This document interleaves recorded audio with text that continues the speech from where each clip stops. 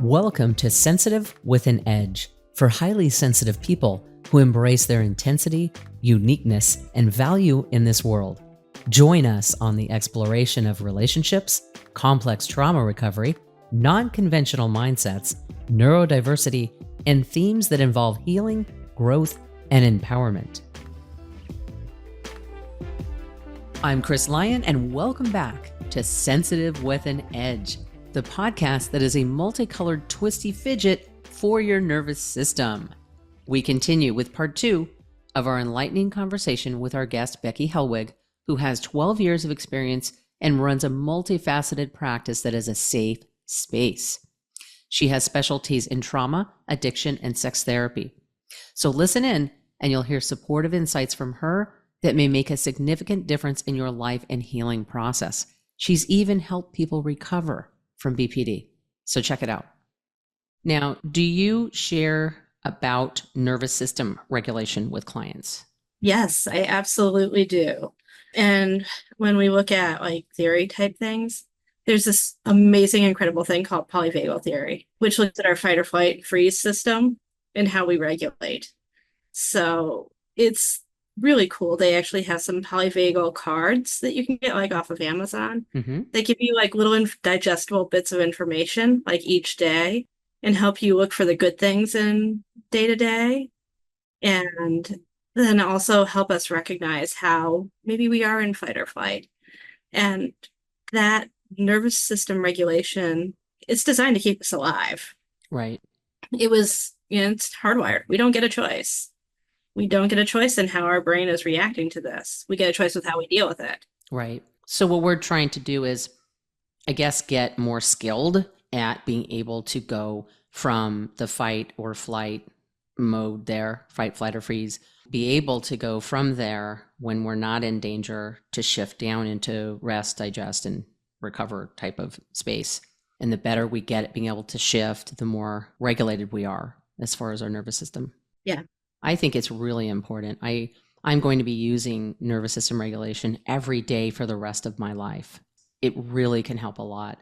But besides that, what are some day-to-day things that someone with complex trauma can do to help with their recovery? We've talked about things they can do with working with a professional and some nervous system regulation. What are some things that you can recommend that they would do during their day when things happen or when things aren't happening, when they start their day, when they end their day? And you have any thoughts on that?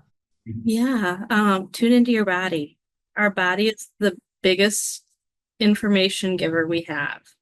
So checking in, am I feeling any tension in my body? Where am I feeling tension? What is it telling me? Am I feeling disconnected? If I'm feeling disconnected, how can I connect with a person, with an animal? Pets are phenomenal for connection. How can I ground if I'm feeling like dissociated? And ground. Yeah, grounding is great. And you can find so many amazing videos on like YouTube on grounding, on body scans to check in with ourselves, guided meditations, things like that to help us re-regulate and come back to the present moment. Mindfulness is really important for that. Huge, huge. I tell people don't worry about learning how to focus, but just work on refocusing. Yeah. Our brain's going to shift. Yes, just work on the refocusing. I love how you brought up the grounding because yes, people can they can dissociate or they can also be in their heads too much, way too much in the head. So the grounding is extraordinarily helpful and it does help you with the mindfulness too. It really does. There's some awesome things out there on mindfulness. Thich Nhat Hanh has a bunch of very short books. The Miracle of Mindfulness is an amazing one. It has a lot of really great mindfulness practices and stories and things like that are really easy to read and digestible. Great. It's really about being in the present moment, right here, right now, and being tuned into what's going on for us now. I agree. But let me ask you about a couple of issues with that I've seen come up, right? Number one, the people who have a hard time, the hypervigilant ones, right, that we talked about earlier, they have a hard time with feeling comfortable or safe enough to be in that moment. Sometimes it doesn't feel very safe or intrusive thoughts can come flooding in at those times. when we're not protecting ourselves from them. So what are your thoughts on that? That absolutely happens. So find a safe space. Mm. The world doesn't feel safe. Find a space that is safe. It might be your bedroom. It might be a closet. It doesn't have to be everywhere. It's just a space where you can go, where you can feel safe and protected. A lot of times, if you have that really high hypervigilance, it's a place where you can lock a door or sit against a wall, sit in a corner. Sitting on the ground is great because it feels more grounding. You're connected to the ground. And having things against your back can also feel safer because nothing can come up behind you that way. A lot of people do that instinctively, but it is truly helpful when you're trying to feel safe and grounded. Makes sense. Totally makes sense. Okay. And you did mention to tune into your body. Strong points on that one. What about those, because of some of their trauma, who have body issues and just don't tend to pay attention to their body as much? What do you suggest then? So a lot of times people don't like to pay attention to their body when they have CPTSD because it doesn't feel good. Our bodies are tense, they hurt, we might have digestive issues, it might be triggering to feel in your body. So starting small, if it's triggering to feel in your body, work on identifying a part of your body that feels safe or not triggering. It might be your pinky finger. If your pinky finger feels okay, it doesn't have to be big. Wow. We start as small as you need and work up. It also can be really helpful if you're feeling so raw and vulnerable to talk to somebody who can kind of help you get some of that intense fear down and help regulate. Massage is a great way. If you can find a trauma-informed masseuse. Can't emphasize that enough. You want somebody who is trauma-informed. Yes. Thematic. And they're out there and they are worth their weight in gold. They can help with connecting with your body and feeling safe touch. If they're trauma-informed, they should be communicating with you about what is okay. You should be able to let them know up front, I don't want this part of my body touched, or this is not okay, or this is okay. That's really important. Also, trauma-informed yoga is great. You can find trauma-informed yoga classes where they should ask for consent before they touch you at all to make an adjustment, or where they don't touch your body at all. I hate when yoga instructors come up behind me and like try and adjust your hips. And I'm like, don't touch me. It freaks me. No. So I always go to those classes. And sometimes before, I'll even say to the instructor, hey, it just really wigs me out when people come up from behind and touch me. Can you please like approach me from the front and let me know if you're going to? And they're always great. They're like, oh, of course, no problem. That's great. Love that. Yeah. And I think it's probably pretty normal that people say that to them. I'm thinking, yeah. Yeah. It's just our shame gets in the way of being able to do it. Yeah. Good point. Good point. So yeah, the body work, having someone help you with that, with the massage or the yoga, even if you want to start with someone who knows reflexology and starting with the feet and hands, maybe. Those are good, safe places. Some have, hopefully, a lot of times for people, not always, but whatever feels safe. Right. For sure. Okay. That was super helpful. Now, how can someone who gets, and I love talking about this, and I'm sure you do. We talk a lot about nervous system regulation, but then there's emotional regulation, right? It's coming up more in mental health care, which is fantastic. Can you explain first what emotional regulation is in a relatable way? And then we'll kind of talk more about that and unpack it a little bit. So emotion regulation is being able to manage our feelings. It doesn't mean never getting upset or angry or sad. It means being able to have those feelings and navigate them in a way that doesn't end badly for us. Mm-hmm. And being able to bring ourselves back if we have to. There's not always a time and a place for the feeling. And as much as I hate to say that, sometimes we're in the middle of a meeting at work and we can't be sitting there feeling sad about a fight we had with a partner. We have to be tuned in. Maybe we have to run the meeting. So it's being able to put that aside for the time being and then address it when you can, and being able to navigate your feelings without making it worse. Do you find that a lot of people don't understand their feelings and it's hard for them to express it? That probably is what you get a lot of. Yes. We are not taught how to identify, first of all, how to identify our feelings. We are not taught how to know what we're feeling. Right. There's an entire module in DBT dedicated to emotion regulation. And one of the first things we do in it is we learn how an emotion develops, and then we learn how to identify our emotions. Identify our emotion before we can do anything with it. Why don't we go ahead and explain DBT, or dialectical behavioral therapy, and the benefits of it, and really how can someone who gets emotionally dysregulated be more aware that that's what's happening? So DBT is dialectical behavior therapy. It was created by this amazing woman, Marsha Linehan, and was first published in the early 90s. It is an evidence-based practice, so there is a lot of research behind it, a lot of studies, and it's proven very effective. So when you do comprehensive DBT, it has 4 different components to it, 4 modes. One is individual therapy. You meet one-on-one with a therapist once a week.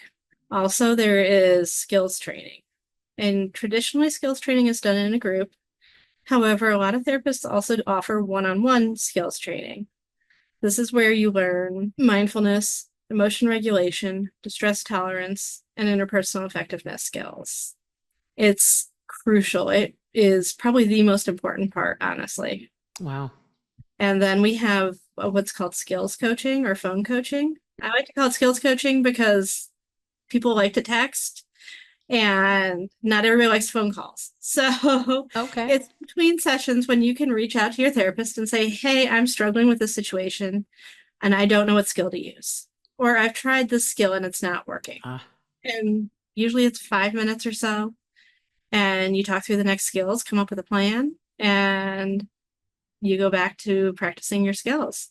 Then the therapist actually attends a consultation team meeting every week as well, where the therapist meets with a group of other DBT practitioners, and it's to help hold us accountable, to keep us true to the model, and to continue education. So it is a big piece of it as well. Wow. It's a really intense program, but it's amazing. I think they should teach it in 3rd grade. Everybody should have the skills. I was going to ask you if you would recommend DBT to just about anyone. And you've just said that you think people should have it in school. I think everybody should have the skills. I teach the skills to everybody. I teach them to my mom. I teach them to my friends. One of my closest friends is a DBT therapist, and we skills coach each other all the time.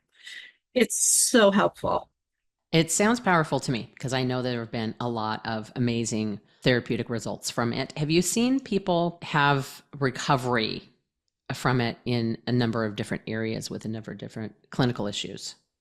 Yes. So I've actually worked with people who meet the criteria for borderline personality disorder when we start, that no longer meet the criteria when we're done. Wow. Yeah. Yeah. I still say wow to that. There are people who have BPD who no longer meet the criteria after they have been taking a dialectical behavioral therapy, DBT. Yes. Successfully. I mean, it's not the kind of thing where you go get a book on it and you read it. No. Not a thing. I mean, there are great books and there are great resources, but really, if you are in a place where you are feeling highly suicidal, self-harming, not able to regulate, not able to kind of keep anything steady, you want to do the full program with a therapist. Yes. So you don't recommend that someone just settle just for a book or 2. Those are helpful. Those are supplemental. Yes. But that wouldn't be them taking DBT. No. You want to actually work with somebody on it. It helps to have another perspective. It helps to have somebody to talk through things with. The individual therapy is really designed to help you take the skills you've learned and apply them to your life. Well, you're saying everyone should take it. I think that's fantastic, and I wholeheartedly agree. But I love the part about people recovering from BPD. Mm-hmm. And probably other issues as well. And I get a lot of questions about borderline personality disorder.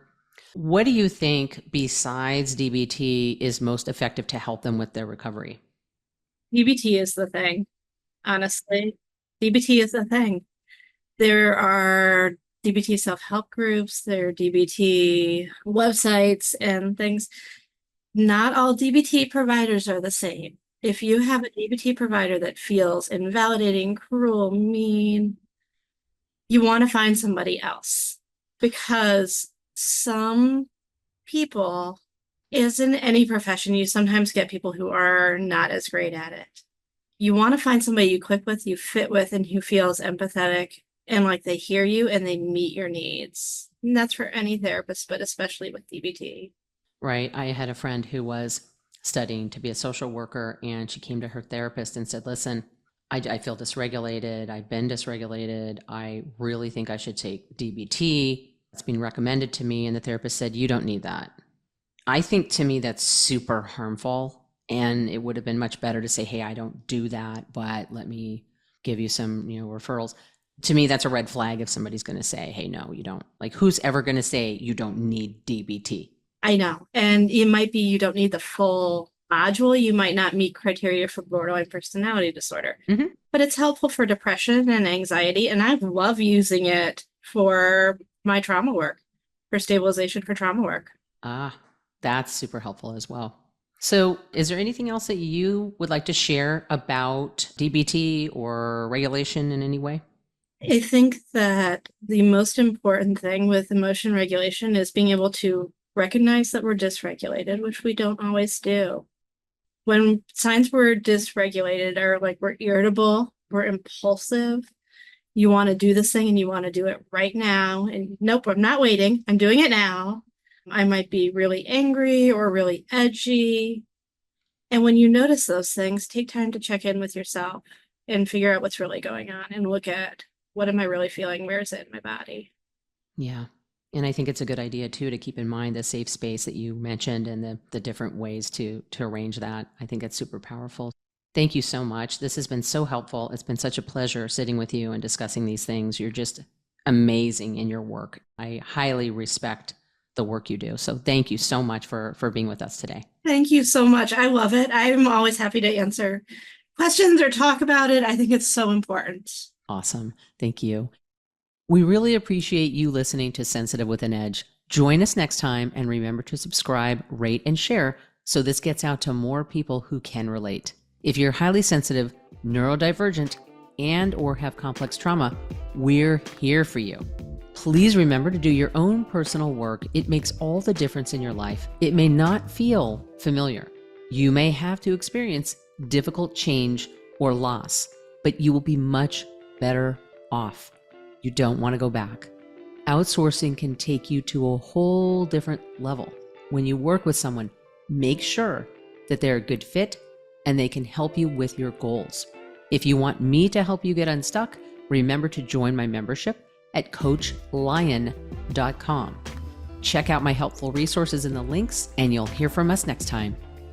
Sensitive with an Edge is a podcast created by Chris M. Lyon for highly sensitive people seeking relatable and practical insights.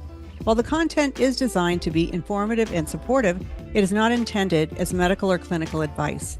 Listeners are encouraged to determine their own sensitivity level and consult with a healthcare professional if needed. Use and opinions expressed in this podcast are based on the knowledge and experience of the host and guests and do not necessarily reflect those of any affiliated organizations or individuals.